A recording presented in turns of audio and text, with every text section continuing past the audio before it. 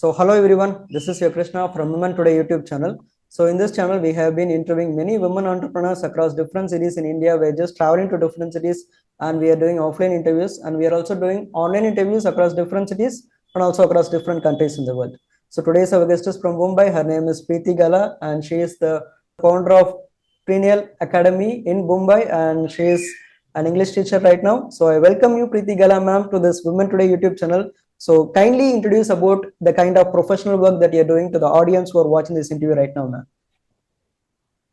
Okay, thank you, Krishna. So I'm Priti Gala from Mumbai, and I have my own language institute, that is Prineel English Academy, where we do language development programs for young children, online as well as offline. As well, I conduct teacher training programs, especially for English teachers, where we train them for language aspects like grammar, creative writing, comprehensions, and we also do corporate trainings where we work on the soft skills of the employees, as well as we do teach in schools and all. Take up teacher trainings for effective teaching strategies and other aspects of teaching.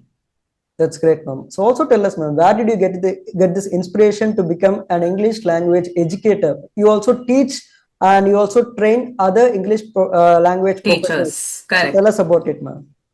So it is an ongoing process. It's a very long journey. Like I started 23 years back. I took up teaching. Initially, it was just to earn pocket money, but gradually it became my passion as well as profession. So I have previously I used to teach in colleges, and since 2014, I have my own institute. So from 2014, I have been running my institute, and it's just the passion for the language that has helped me to hone my skills and train the children and also empower the educators at the same time. So it's just the love for language and passion that has driven me for so long. So it's almost now 25 years that I have been doing this So English great. training for That's a very kids. long journey because you have come for 25 years. That's really great, ma'am. So is there any kind Yes. of things that struggles that you have faced in your past life that you wanted to tell people so that they do not want to fall in the same kind of struggles? Like, is there any kind of memorable things that you wanted to tell about your past struggles Um, and how you have actually come across it, ma'am? So, teaching is not a piece of cake, to be very honest, and struggle is part and parcel of any profession. So, everybody, anybody who is starting out, they will have their own struggles, they will have their own challenges. So, likewise, when you're doing teaching, you're dealing with humans first and foremost.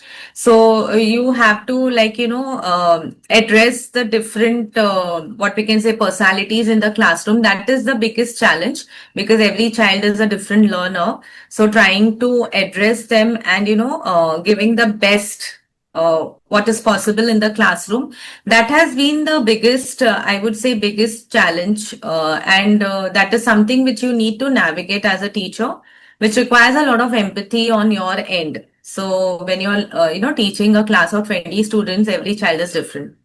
So it requires a lot of patience, a lot of perseverance, a lot of empathy.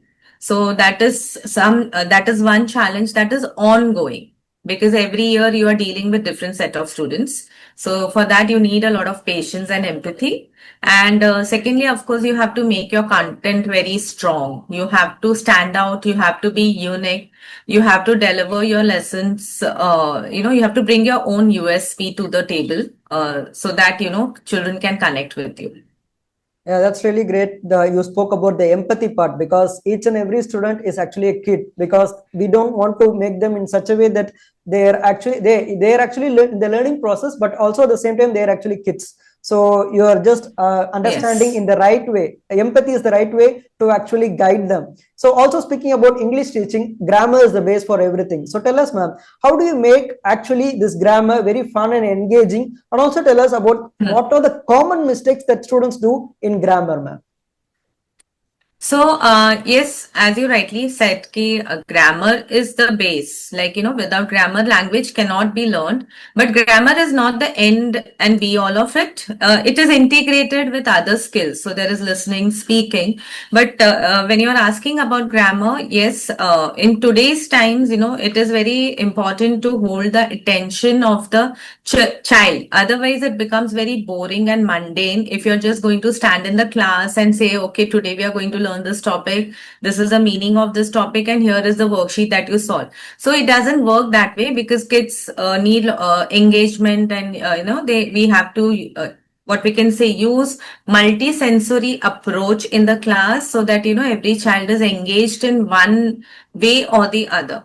So we need to bring in lot of what we can say games, induction activities before we introduce the topic. So it can be in a form of an audio, video, some kind of a group discussion, some kind of a challenge, some kind of icebreaker, 1 minute games through which we introduce the concepts. And that is how we make it engaging. And as far as challenges are concerned, I think there are certain concepts which the children need to really, what we can say, build their foundation on and, strengthen it. So definitely in grammar, it is tenses. So tenses, they have to thoroughly do it every year, like, till the time they are doing it, till the time they are learning it in school. So tenses, and the other one is prepositions. So these two topics I feel are the ones which forms the base, and then gradually, of course, they need to work on their sentence structures, which is again like challenge for the students. That's a great thing because I am just remembering about my past school days. I just used to have a lot of confusions in my grammar, whether I should come and put it on in or on. So I think I'm remembering a normal scene in a very Hollywood movie. It's called Mission Impossible. It was done by Tom Cruise. So in that, the very first scene was an action scene. He used to hang on the plane, and the plane used to take off. And his mission is to get inside the plane while the plane is actually flying in the sky. And he'll be telling his colleagues in the ground that he is in the plane. They'll be thinking like, okay, Tom Cruise is telling he is in the plane. That means he is inside the plane. He's inside the plane. Yeah, the Tom Cruise will be telling it, no, I'm not in the plane. I'm on the plane. That is, he is hanging outside the plane. So that's how grammar plays a very vital part, because that's a very good analogy you have given. Yeah, that's a very great thing, because people need to remember what they're actually going through. We'll as an Indian, we will just be able to understand what our colleagues are talking because of the English things. But the thing is that when we are actually talking to a foreigner who are actually having their own mother tongue in the foreign language, like British, or if you go and talk to an American, it's totally different. We'll not be able to analyze. Yes. We'll be simply saying is as a bottle of water, but when you go for London, UK, they'll be telling a bottle of water. So that's totally different. Correct. True. The pronunciation. Yes, because we are not native speakers of language. So obviously there will always be a difference, because 90% of the Indians, they don't have English as their mother tongue. So that difference will always stay. Yeah, that's a great thing, because that's how great a teacher like you with past 25 years of experience come into the play. That's why I understand your weightage, that you are playing a very vital role in the student's life, ma'am. And also, you're a great published author. You also have written a lot about literatures. So tell us about your experience, and also tell us about your kind of advice that you wanted to tell to the aspiring writers that they are coming in the upcoming days, ma'am. So, even this is a byproduct, the book which I have written and published, The Art of Teaching Creative Writing. So obviously it addresses the teachers as well as the parents, who want to teach creative writing to their kids. So creative writing is a very, what we can say, major part of language learning, and it goes beyond classroom. So creative writing is not something which you need to do only to score marks in exams, but creative writing is all about expression. So expression is needed everywhere. Like what we are doing right now also needs expression. It needs vocabulary, and hence creative writing plays a very major role. So, the book was a natural byproduct of what I can say is hours and hours of trainings that I have done with the children and the teachers. So the content was already there.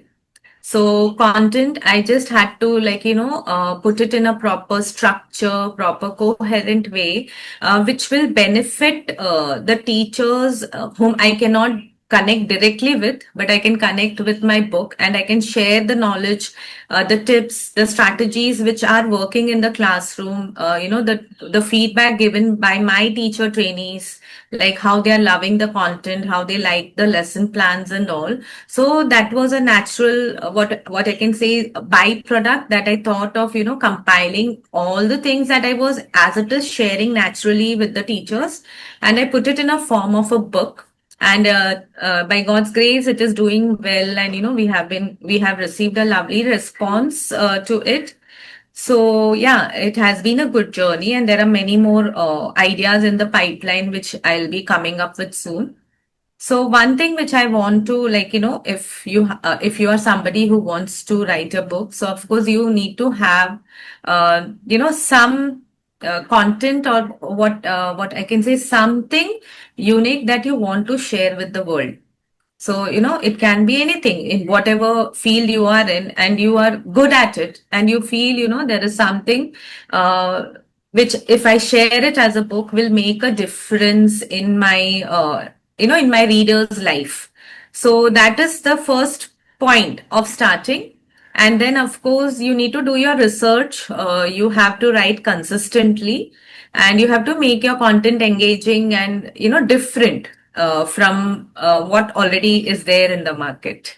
Yeah, being unique is something like you should actually pursue till the end of your life, because there are actually, as you told, there is a lot of contents actually existing. So how we are actually truly unique from others, it's a great thing which actually distinguish us from other great writers. Of course, there will be a lot of writers with great different knowledges, and also at the same time, you are just speaking, literature actually paves a way which actually allows you to discover about yourself. So that's a great thing, because whenever we are writing, so we don't actually write the book actually paves us a right way to lead our life, because it tells us a lot of Very true. ideas whenever we are writing something. Yes. That's actually a great inspiration from you. And also tell us, ma'am, is there any kind of particular author you are actually very proud of, or who stands as a great inspiration for you? Tell us about it, ma'am. So, writing, if I have to look at the writing process, of course, I love Ruskin Bond, and there are like a few international authors like Ellis Shafak, Khalid Hosseini, and from the kids' literature, I love Enid Blyton, Roald Dahl. So, these are a few lovely writers whose writing I really admire. But of course, I have not yet started anything in fiction. Like what I am doing is purely based on language learning and all. So that is my own process. So of course, I refer to books written by other teachers, other educators. But yes, since I have not yet explored the fiction part of it, but still I admire the writings of these writers. Great to know, because people love fictions because they need to escape the reality. So that's why they are always Very going true. and concentrating on fiction, something like that. But you're a real person living in the real world, and you wanted to tell something to the people by just connecting with the reality things. That I do understand now. So there will be a lot of qualities which you expect from students. But is there any kind of particular set of qualities which you actually wanted students to follow in the daily life, so that they'll be actually incorporating that qualities into the life? Tell us about it, ma'am. So, with students, it's different. As I said, every child is a very different learner. They have different motivation to learn. But yeah, one thing I feel everybody needs, not only students, but people across age groups, is hard work. So, working hard, and being consistent. So everybody is not gifted with inborn talent, but you can definitely reach somewhere in your life if you're persistent, if you follow, one good thing, like instead of uh, putting your leg in all the boats, like we say, no? So if you have that one good thing in you, and if you persistently follow it and you work hard work, there is no substitute for hard work. So working hard and being disciplined and consistent is something which I feel everybody should aspire to do.